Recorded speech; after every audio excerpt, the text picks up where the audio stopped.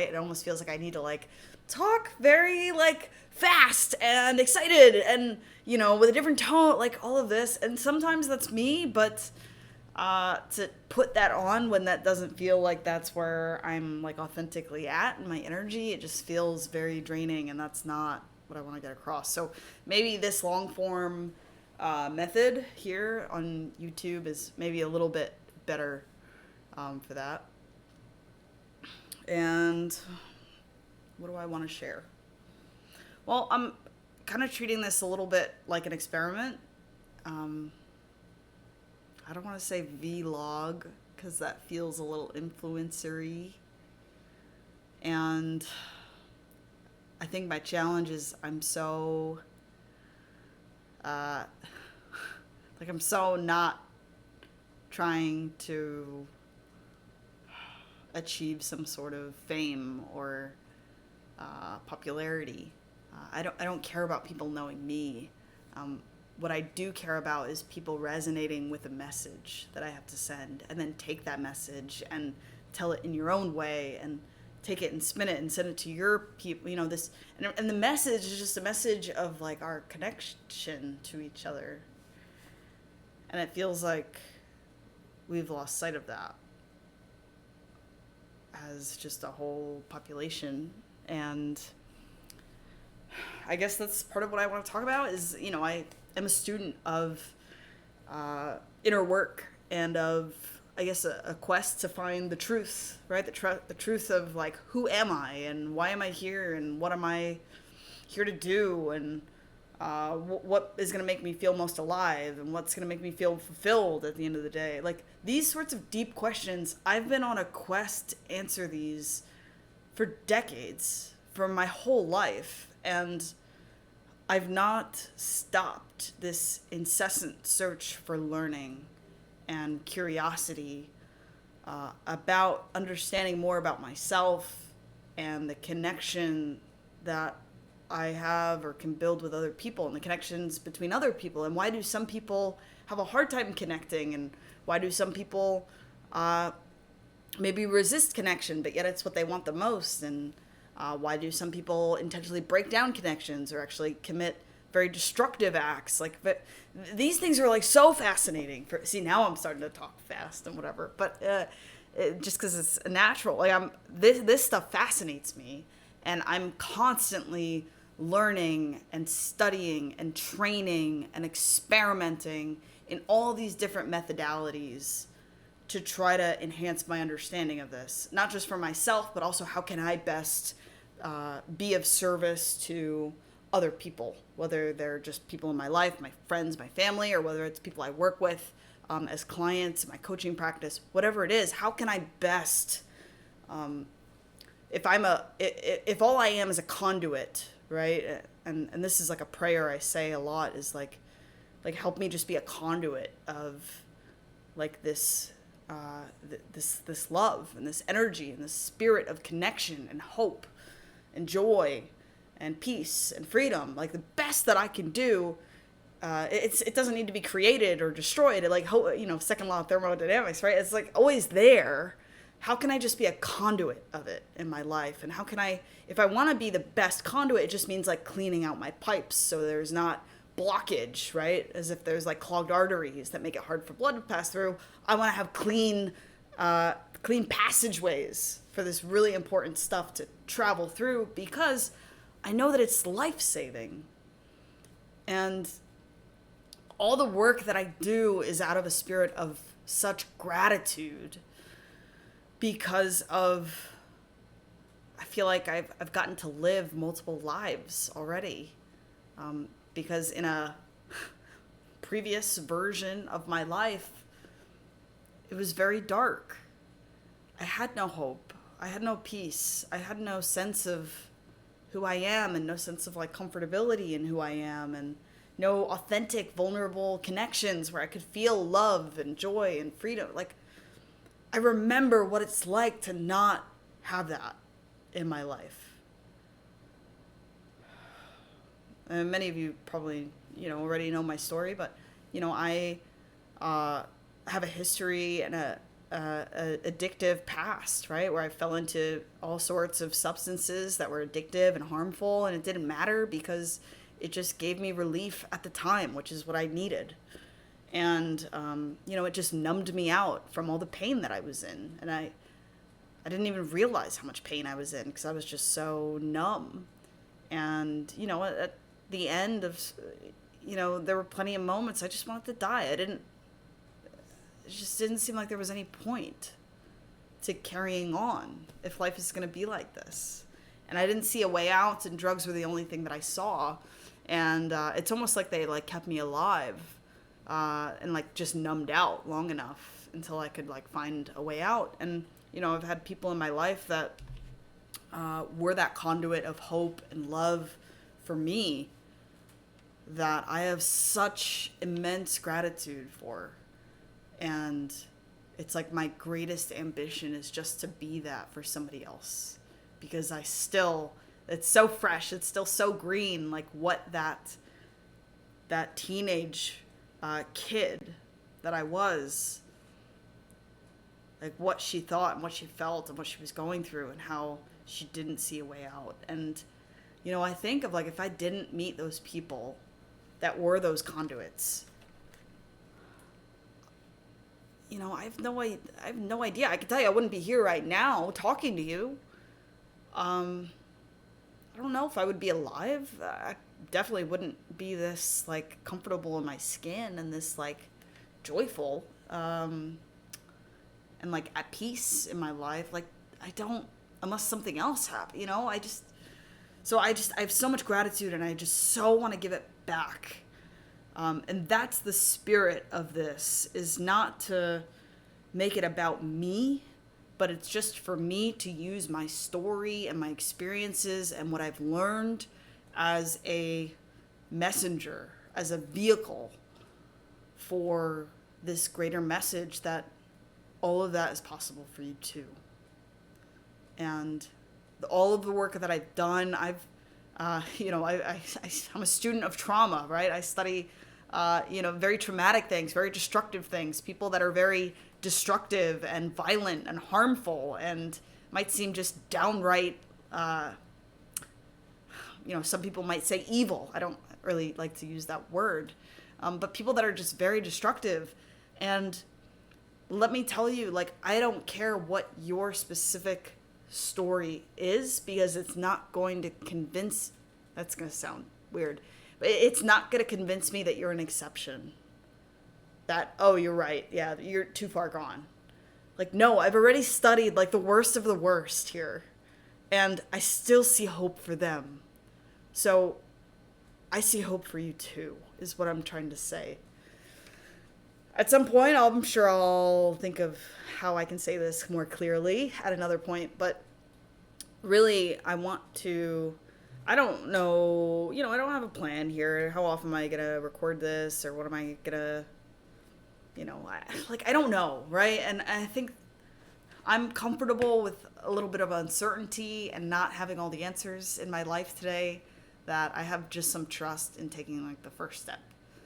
And I just want to share a little bit of this peace and this joy that I've found. That, so maybe just for the sake of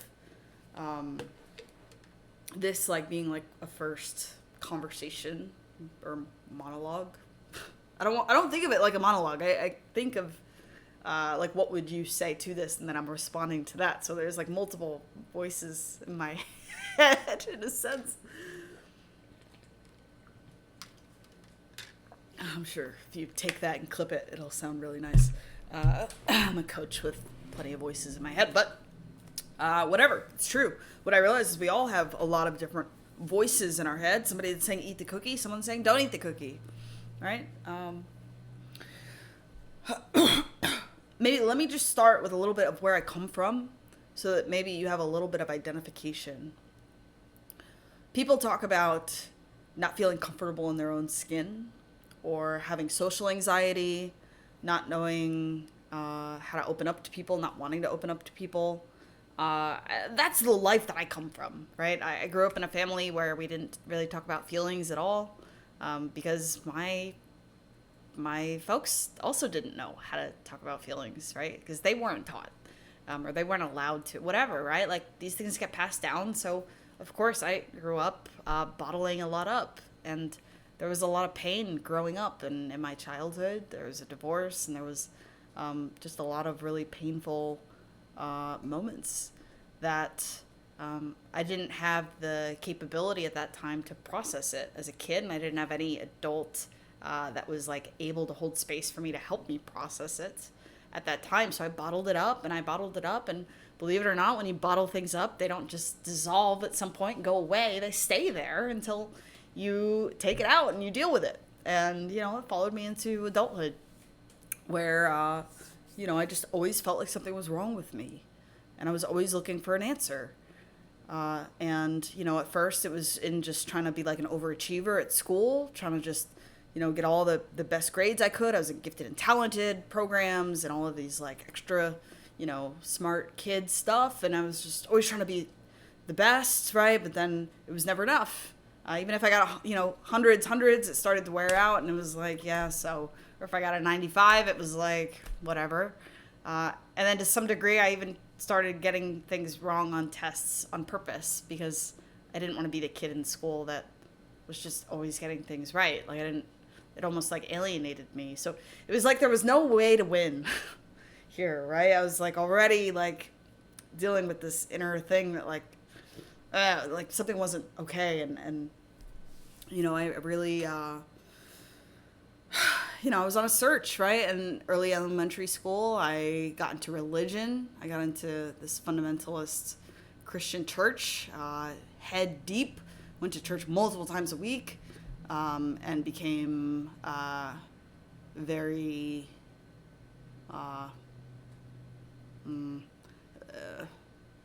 very, what's a good word for it? Very, that became my whole life, right? To an obsessive degree where I was filled with self-hate and self-shame because of everything that I was doing. I couldn't be perfect, right? And the goal was to like try to be better, right? And I was always still messing up, and then I would feel such shame of like, I'm going to hell, I need to pray for forgiveness, and you know, this guy had to die for me because I'm such a mess up. And like it just spiraled all of this other shame. And it, you know, I was looking for an answer, I was looking for love, and I didn't find it there. I didn't find a purpose there.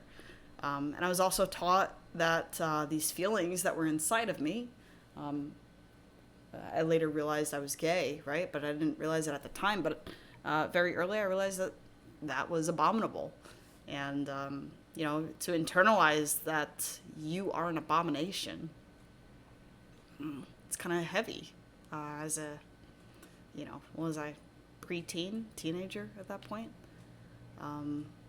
It's like really heavy, right? It kind of just made me like very depressed and wanting to die. And I found drugs, I found alcohol, and I found a crowd that made that acceptable to do it with. But it also didn't matter if I was with them. I was kind of like a closet addict in a sense. Like I would use alone and I was totally fine. Actually preferred in a lot of ways because I was just, you know, a loner and so boxed in so many ways.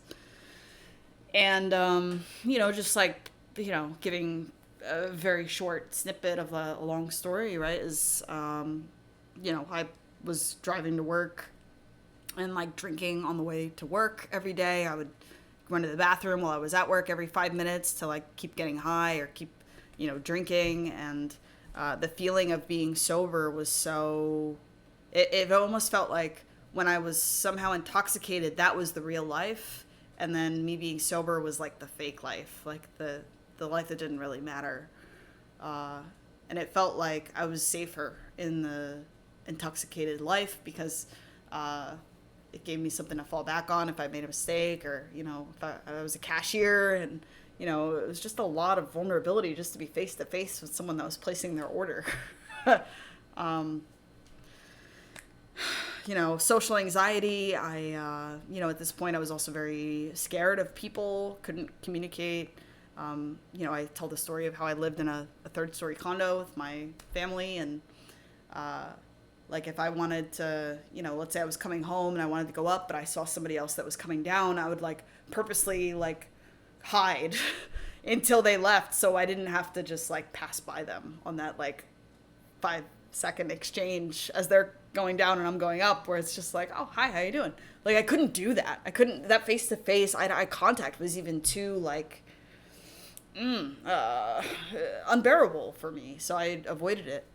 And so that's part of that story. And eventually I found recovery through somebody that was already involved in recovery, and they saw that I wouldn't say struggling, but I guess takes one to know one. Like they saw that I was dealing with some stuff, and they invited me to come to a meeting, and I started just learning about recovery, and I got clean. And that was over 13 years ago at this point. So that was like a beginning of like this healing journey coming out of darkness, but that wasn't the end. It's not like that was that. I ended up, at that point I'd come out as a lesbian, and I got into a relationship with someone who was about 9 years older than me at the time.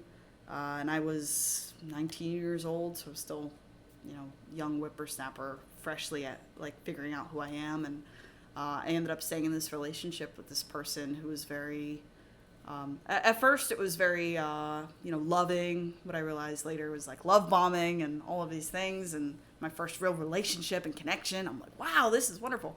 And it ended up being very manipulative and very abusive. And I stayed in it for almost 8 years. And I'll have to do separate series, separate videos to talk more in depth about that. But at the end of the day, I left that relationship not knowing who I was anymore, and just so broken and so lost. And I was like 27, 28. Yeah. And that's really the beginning of like really finding this hope and this like new life of like coming into myself to like really find home. And it was only through going through all that pain that it really made me dig deep and find all of these things that I've now over the past several years been able to just like compound and snowball all of this learning and growth and healing and experience. And that's kind of like what I share today. So, there's more parts to the journey, right? There's like family healing, there's trauma, there's abuse that's in there, all of these things that I've worked to heal from. And that's what I mean. Like, if I can go through all of this and come out the other side, I have that hope for you as well. I really do. So if there's something in particular that you want to hear more details about, just like leave a comment, send me a message or whatever. And I think I'm going to start recording more conversations like this, because I realize there's a lot that goes on in my head and a lot of growth and learning and all of this stuff that happens every day for me anyway. And since it's me, I just assume that that's everybody's situation, and I realize it's not. So I realize that like I have something to share, and I have something that's valuable here. So if you're leaving this message, just know that I don't care what your history looks like, whether you messed up or whether really messed up things happened to you, or both. You're still a human being that is deserving and worthy of love and joy and peace, and it's possible for you. It is. Hi, love. It's possible, and I don't know how to prove that to you until like we actually, talk more, maybe just through more of these conversations. But for now, even if you don't believe that that's possible, just believe that I believe that it is possible. And there's this saying, like let others love you until you can learn to love yourself. And, I'm sending that love to you. As somebody who's watching this, means you have some sort of inclination towards inner work and really being honest with yourself and growing and doing that healing work. So just know that you're not alone. And, I'm going to do my best to send you more of this sort of content to help you on that ride. For now, I got to go. And I'll talk to you next time. Take care.